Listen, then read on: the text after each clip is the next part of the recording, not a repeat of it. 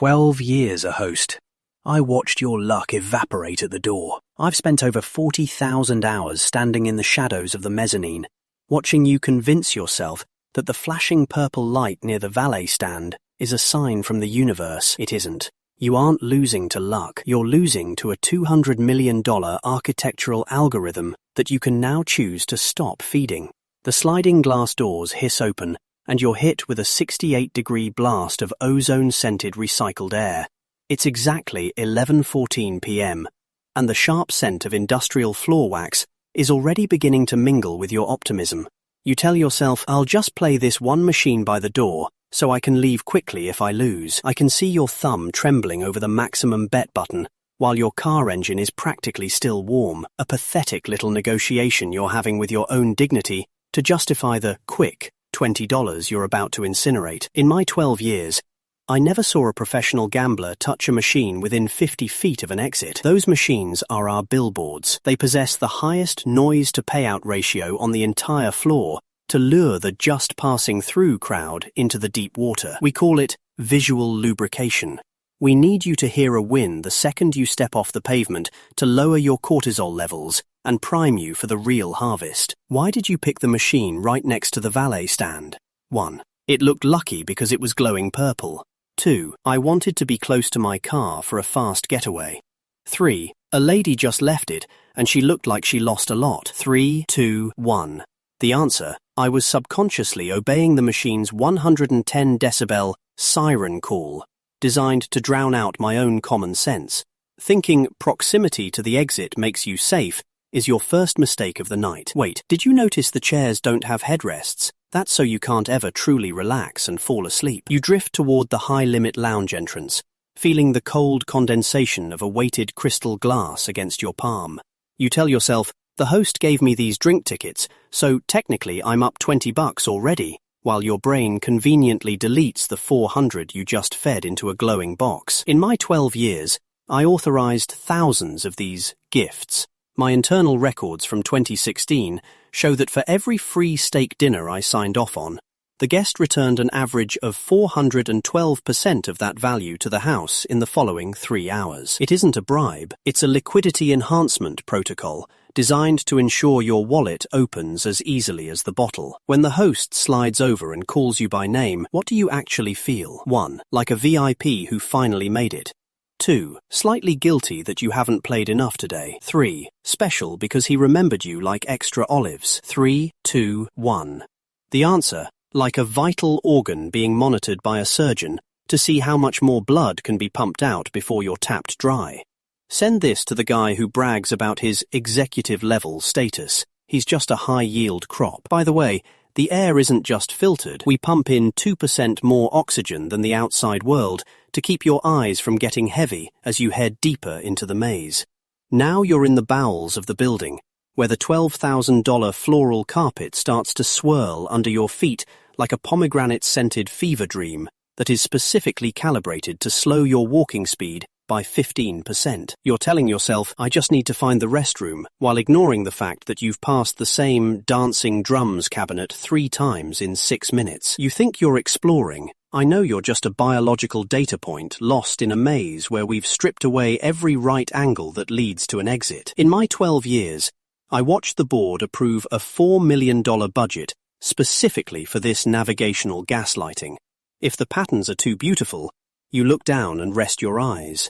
We make them intentionally hideous and complex, so your gaze is forced upward, right back onto the neon glare of the machines. We call it Navigational Wellness. We aren't hiding the exit.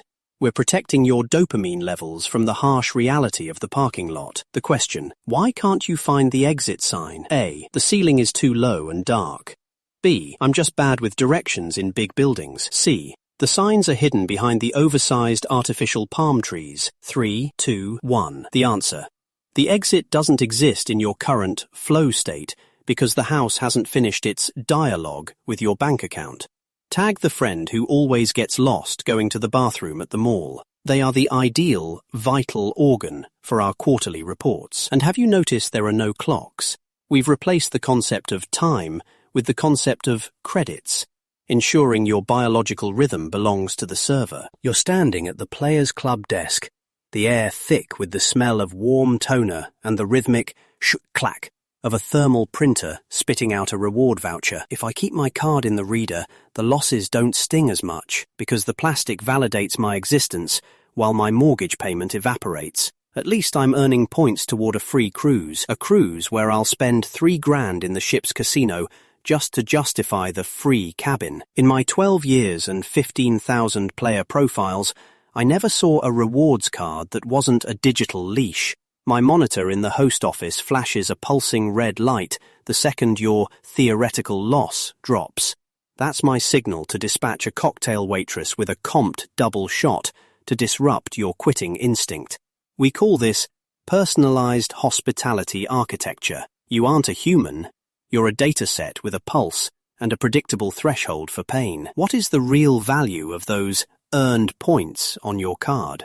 A strategic way to recoup my losses. B, just enough for a stale turkey sandwich at 3 a.m. C, tangible proof that the casino respects my loyalty. 3, 2, 1. The answer, it's the exact cost of the psychological hook required to reel you back in next Tuesday. You're providing a financial soul biopsy for a $5 discount, and while the random number generator is legal, the near-miss animation is a calculated choice. Forward this to your uncle who has 5 different loyalty cards on his keychain, then follow me into the quietest room in the building. Welcome to my office. It's quiet here, shielded from the floor noise by triple-pane glass and the kind of heavy mahogany that screams institutional trust. You sit across from me, exhaling, telling yourself, he's a good guy, he's wiping my $400 room charge because we're boys. In reality, you are confusing a professional extraction specialist for a social confidant, while I'm mentally checking if your pulse is high enough for one more session. In my 12 years, I've faked genuine interest in roughly 4,000 photos of blurry grandchildren just to keep a whale tethered to the high-limit table for one more hour. We aren't your friends. We are emotional concierges. We provide the social validation your family stopped giving you the moment you started gambling the inheritance. Your friendship is a literal line item on my Monday morning spreadsheet. Why did the host give you a free suite for the weekend? 1. Because I'm a frequent and valued guest. 2. Because they had an empty room and wanted to be nice. 3. Because I've been on a losing streak and they want me to feel better. 3, 2, 1. The answer, to ensure your physical body remains within the 500-yard radius of the atmospheric extraction zone for 48 consecutive hours. Tag the person who thinks they're outsmarting us with their free room. Notice the machines are angled at exactly 11 degrees to prevent glare and maximize your lean-in engagement. But even the best room can't stop the bleeding once you wander toward the dark corner.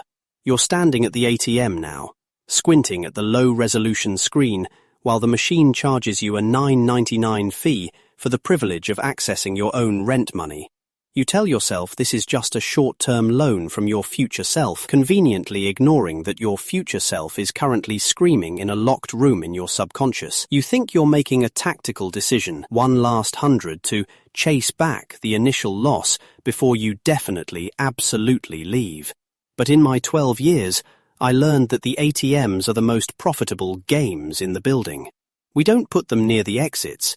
We bury them in the furthest, dimmest corners, so you have to walk past 400 siren songs just to get more ammunition for your own defeat.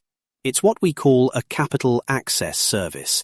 We're simply helping you fulfill your biological destiny of being a good person by donating your children's inheritance to our quarterly earnings report. Quick question. What do you say to yourself as that crisp cash slides out of the metallic slot? 1. This is the one. I can feel the heat coming off the machine. 2. I'll just play half of this and save the rest for the valet tip. 3. I'm going to pay myself back the moment my paycheck hits on Friday. 3, 2, 1. The real answer? You are currently negotiating with a version of yourself that no longer has the legal or cognitive authority to sign a check. Tag the friend who always ends up at the Depression ATM at 2 in the morning. Understand this. We don't want you to go broke today. That's bad for the ecosystem.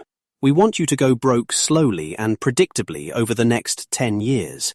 Your weakness for the neon lights and my practiced fake smile wasn't a character flaw. It was a sign of your very human need for connection and a moment of excitement in a grey world. We just built a $200 million architectural algorithm to harvest it. Now that you see the blueprint of the extraction zone, you can walk through those sliding doors and realize the only way to win is to enjoy the free air conditioning and keep your hands firmly in your pockets. The house always wins, but only if you're in the house.